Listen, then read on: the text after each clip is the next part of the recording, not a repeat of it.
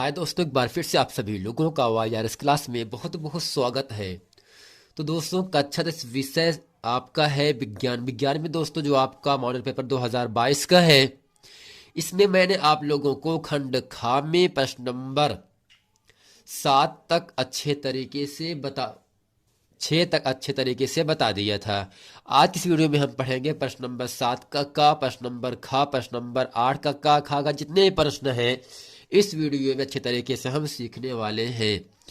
तो फ्रेंड, प्रश्न नंबर 7 का आपके सामने कह रहा है, नाइट्रोजन जिसका परमाणु क्रमांक 7 होता है तथा फास्फोरस जिसका परमाणु क्रमांक 15 आवर्त सारणी के समूह 15 के तत्व हैं।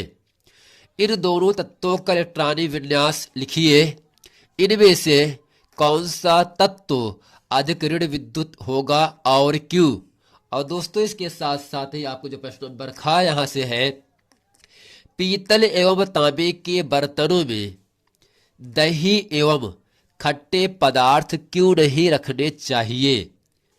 प्रश्न नंबर दोस्तों 8 का पहला यहां से कहा है, पेंटेन के लिए आप कितने संरचनात्मक अवयवी का चित्रण कर सकते हैं। अब दोस्तों, इसके साथ साथ ही आपको जो प्रश्न नंबर यहां से खा कह रहा है, वो कह रहा, निम्नलिखित अभिक्रियाओं में उपचयित तथा अपचयित पदार्थों की पहचान कीजिए, जैसा कि एग्जाम में 2 नंबर के लिए आपसे पूछा जाता है। आइए दोस्तों, प्रश्न नंबर 7 का अच्छे तरीके से हम पढ़ते हैं। तो दोस्तों, जिस प्रकार से इसका उत्तर हम लिखे हैं ऐसे भी आपको लिखना है। तो दोस्तों, इसमें है क्या, नाइट्रोजन जिसका संकेत N होता है और इसके साथ साथ जो आपका फास्फोरस है इसका संकेत दोस्तों आपका होता है यहाँ से P। चूंकि दोस्तों जो आपका नाइट्रोजन है जिसका परमाणु क्रमांक 7 होता है, फास्फोरस का 15 होता है, इन दोनों तत्वों का पहले हमें इलेक्ट्रॉनिक विन्यास लिखना है, फिर इसके बाद इन दोनों तत्वों में कौन सा अधिक ऋण विद्युतीय होगा और क्यों। तो दोस्तों यहां से लिखेंगे तत्व इलेक्ट्रॉनिक विन्यास।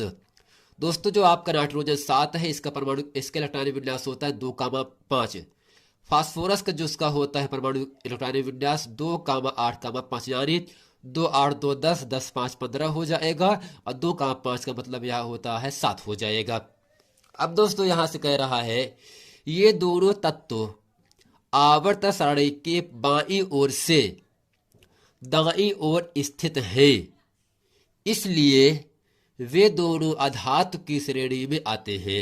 यानी दोस्तों जो आपका नाइट्रोजन जो आपका फास्फोरस है ये दोनों क्या होते हैं, अधातु है, ये धातु नहीं है। यानी दोस्तों नाइट्रोजन और फास्फोरस दोनों धातु है, ना कि अधातु है। दोस्तों यहां से उम्मीद करते हैं प्रश्न नंबर 7 का कैसे अच्छे तरीके से आप समझ गए होंगे। प्रश्न नंबर खा का उत्तर आपके सामने यहां से है। इसमें लिखेंगे, पीतल एवं तांबे के दोनों बर्तनों में दही एवं खट्टे पदार्थ क्यों नहीं रखने चाहिए। इसके उत्तर में लिखेंगे, क्योंकि दही एवं खट्टे पदार्थों में अम्ल होता है। अम्ल धातुओं के साथ अभिक्रिया करके हानिकारक लवण एवं हाइड्रोजन गैस बनाते हैं। हानि से बचने के लिए पीतल एवं तांबे के बर्तनों में दही एवं खट्टे पदार्थ नहीं रखे जाते हैं। यानी दोस्तों जो आपका दही और खट्टे पदार्थ है इसमें क्या पाया जाता है, अम्ल पाया जाता है, और जो अम्ल होते हैं वो धातुओं से अभिक्रिया करके लवण एवं हाइड्रोजन गैस बनाते हैं, जो क्या होते हैं, हमारे लिए हानिकारक होते हैं। इसलिए पीतल एवं तांबे के बर्तनों में हमें दही एवं खट्टे पदार्थ नहीं रखना चाहिए। अब दोस्तों यहां से प्रश्न नंबर जो 8 का है, ये है, पेंटेन के लिए आप कितने संरचनात्मक अवयवी का चित्रण कर सकते हैं। दोस्तों इसके उत्तर में लिखेंगे, पेंटेन के लिए 3 संरचनात्मक समअवयवों का चित्रण आप निम्नलिखित किया जा सकता है। अब दोस्तों जो पेंटेन है इसका सूत्र होता है C5H12।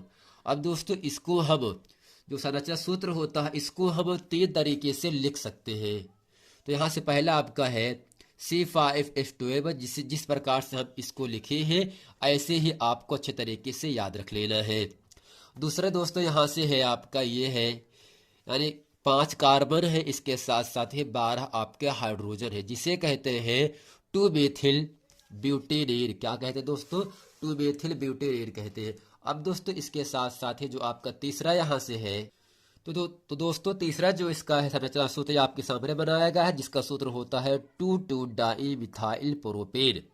दोस्तों पहले का सूत्र होता है पेंटेन, दूसरे का हो जाएगा 2 मेथिल ब्यूटेन, तीसरे का होता है 2,2 डाई मिथाइल प्रोपेन। इसका आईयूपीएसी नाम होता है।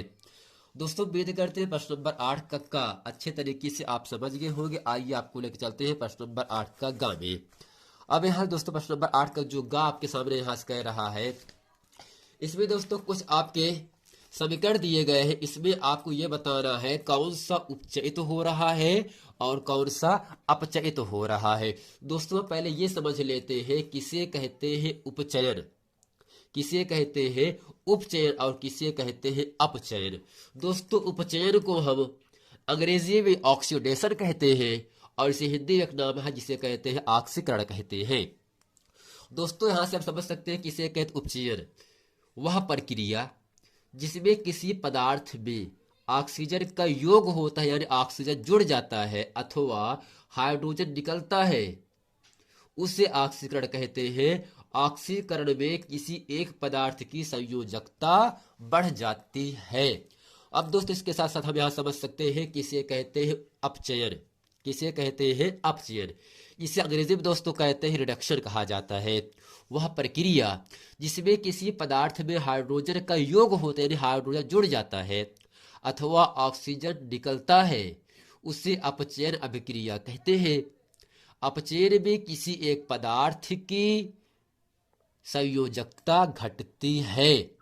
अब दोस्तों जो आपका यहाँ से समीकरण दिया गया है 4Na, का मतलब सॉलिड है, यानी जो आपका सोडियम है आपका ठोस है, जबकि जो ऑक्सीजन आपका गैस है, यानी दोनों क्रिया कराने पर यहाँ से बनता है Na2O बनता है, जिसे कहते हैं सोडियम ऑक्साइड कहते हैं।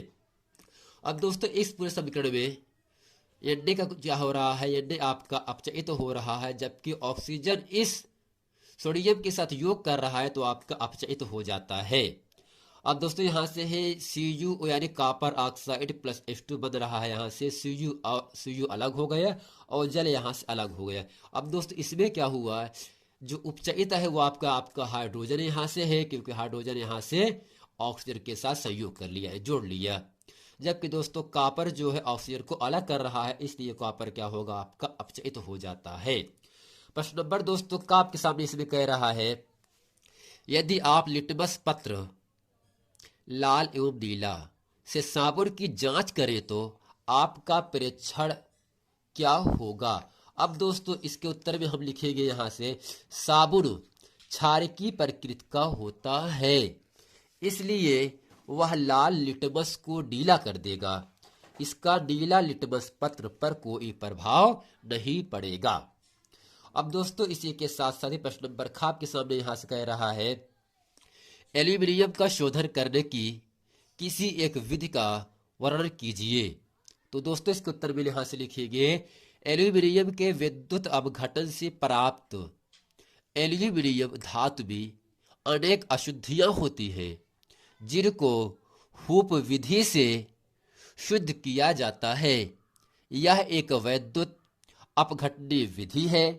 सबसे ऊपर पिघले हुए एक शुद्ध एल्यूमिनियम की धातु होती है जो कैथोड का कार्य करती है, जिसमें चालक का कार्य करने हेतु एक ग्रेफाइट की छड़ लगी होती है। दोस्तों उम्मीद करते हैं प्रश्न नंबर 7 का ख और ग, प्रश्न नंबर 8 का ग और प्रश्न नंबर यहाँ से क और ख इसे अच्छे तरीके से आप समझ गए होंगे। मिलते हैं फ्रेंड नेक्स्ट वीडियो में, तब तक के लिए थैंक यू।